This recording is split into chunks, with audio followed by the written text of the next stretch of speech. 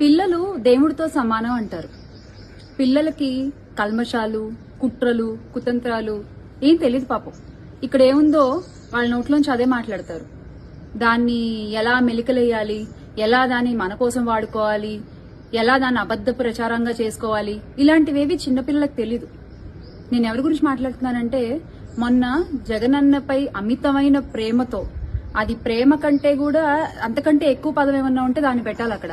అంత అమితమైన ప్రేమతో, భక్తితో ఒక చిన్నారి ఒక్క నిమిషం అని చెప్పి తనకిష్టమైన వ్యక్తి కళ్ళెదురుగా కనపడితే ఆ ఆనందాన్ని ఆపుకోలేక ఒక్కసారి అడిగి మరీ వెళ్లి జగనన్నతో ఫోటో తీయించుకుని ఆ ప్రేమని ఆమె ఒక చిన్న ముద్దు రూపంలో వ్యక్తపరిస్తే ఆ వీడియో చూసిన ప్రతి ఒక్కళ్ళకి, అంటే ఇంక్లూడింగ్ నాకు కూడా వీడియో చూసినప్పుడు కళ్ళు చెమర్చాయి. ఒక్క నిమిషం, ఎంత నిష్కల్మషమైన ప్రేమ ఇది, ఇలాంటి ప్రేమ జగనన్నకి మాత్రమే సొంతం, ఎంత అదృష్టవంతుడు ఆయన అని ఒక్క నిమిషం నాకే గుండె బరువెక్కింది.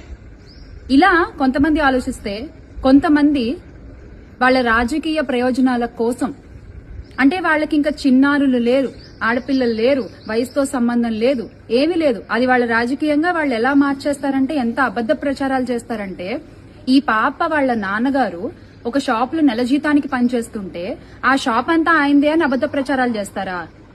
వాళ్ళ అమ్మగారు, దేవిక వాళ్ళ అమ్మగారు ఒక ప్రైవేట్ కాలేజీలో పనిచేస్తూ ఉంటే ఆవిడ గురించి తప్పుగా మాట్లాడతారా? మీ ఇంట్లో తల్లులు లేరా? మీ ఇంట్లో మీ అక్కచెల్లెలు లేరా?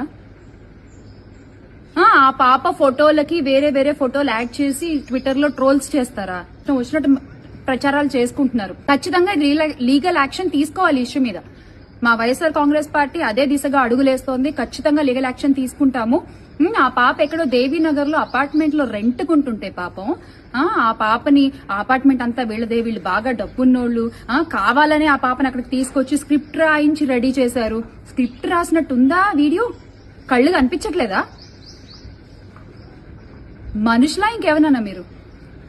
మీ రాజకీయాల కోసం ఎవరిని ఎలా అయినా వాడేసుకుంటారు మీరు, అంతేనా?